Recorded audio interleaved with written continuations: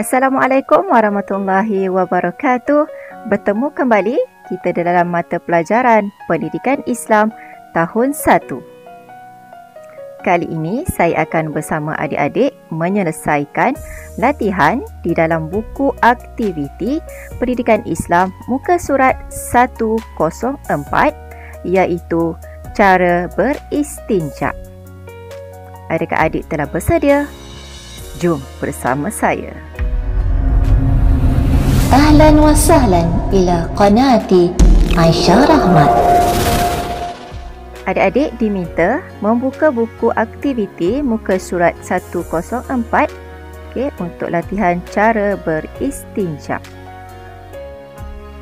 Sebelum kita memulakan latihan, mari kita sama-sama ingati semula bagaimana cara beristinja yang telah kamu pelajari sebelum ini. Terdapat 3 cara untuk beristinja. Pertama, menggunakan air. Bagaimana cara untuk beristinja menggunakan air? Yang pertama, adik-adik perlulah menyucikan kubul ataupun dubur menggunakan tangan kiri. Menggunakan tangan kiri. Yang kedua, pastikan adik-adik menggunakan air mutlak untuk menyucikan najis. Baik, cara istinja yang kedua iaitu menggunakan benda-benda kesat. Seperti yang adik-adik telah pelajari sebelum ini, antara benda-benda kesat adalah seperti tisu, ranting kayu ataupun batu. Baik, bagaimana untuk kita beristinja menggunakan benda kesat? Syarat-syaratnya adalah yang pertama, adik-adik mestilah menggunakan sebagai contoh, kalau adik menggunakan tisu untuk mengesat najis, untuk menyucikan najis ataupun untuk membersihkan najis, adik-adik perlu menggunakan 3 helai tisu, iaitu 3 kali sapuan. Okey. Kemudian adik-adik mesti pastikan tisu tersebut mestilah bersih dan kering. Baik, cara beristinja yang ketiga. Menggunakan air dan benda kesat. Bagaimana caranya? Adik-adik mesti pastikan menyapu kubul dan dubur menggunakan 3 benda kesat ataupun 3 biji batu. Di sini saya beri contoh 3 biji batu. Kemudian yang kedua, selepas adik menyucikan najis menggunakan batu, 3 biji batu, adik perlulah membersihkannya menggunakan air mutlak. Baik, itu sahaja 3 cara untuk beristinja. Sekarang tiba masanya untuk kita membuat latihan. Baik, adik-adik rujuk muka surat 104 di dalam buku aktiviti Pendidikan Islam tahun 1.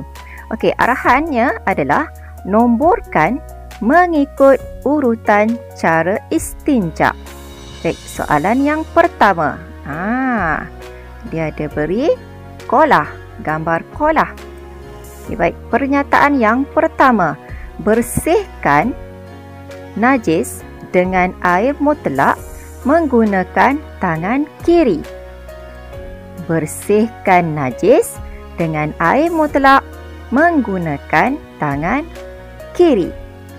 Okey, pernyataan yang kedua, mencedok air dari kolah. Mencedok air dari kolah. Rasa adik yang mana yang patut adik lakukan terlebih dahulu? Pertama, adik-adik perlu mencedok air dari kolah. Kemudian, barulah adik-adik membersihkan najis dengan air mutlak menggunakan tangan kiri. Adik-adik cedok air dari kolah menggunakan tangan kanan dan adik-adik bersihkan najis dengan air mutlak menggunakan tangan kiri. Okey, kita tengok pula soalan yang kedua. Okey, gambar yang diberi adalah gambar tisu. Okey, gambar tisu merupakan benda kesat. Baik, pernyataan yang pertama, ulang sapuan sebanyak 3 kali setiap sapuan menggunakan tisu yang baharu. Ulangi sapuan sebanyak 3 kali setiap sapuan menggunakan tisu yang baru. Okey, pernyataan yang kedua, menyapu kubur atau dubur dengan tisu yang bersih dan kering menggunakan tangan kiri. Okey, menyapu kubur atau dubur dengan tisu yang bersih dan kering menggunakan tangan kiri. Baik, di antara dua pernyataan ini, yang mana yang perlu adik lakukan terlebih dahulu? Okey, yang pertama adik-adik perlulah menyapu kubur ataupun membersihkan kubur atau dubur dengan tisu yang adik-adik pastikan bersih dan kering menggunakan tangan kiri. Kemudian adik-adik kena ulang sapuan tersebut sebanyak 3 kali.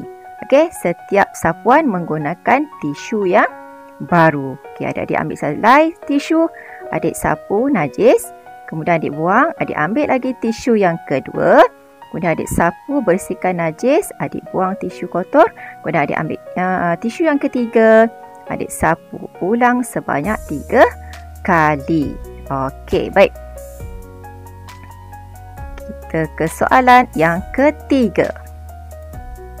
Okey, gambar yang diberi adalah gambar 3 biji batu dan air mineral.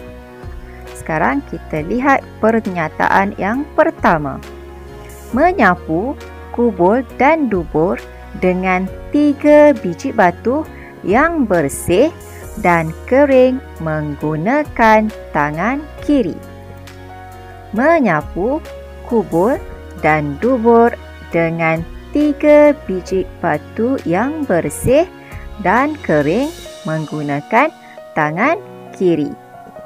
Pernyataan yang kedua, bersihkan sisa najis dengan air mutlak. Bersihkan sisa najis dengan air mutlak.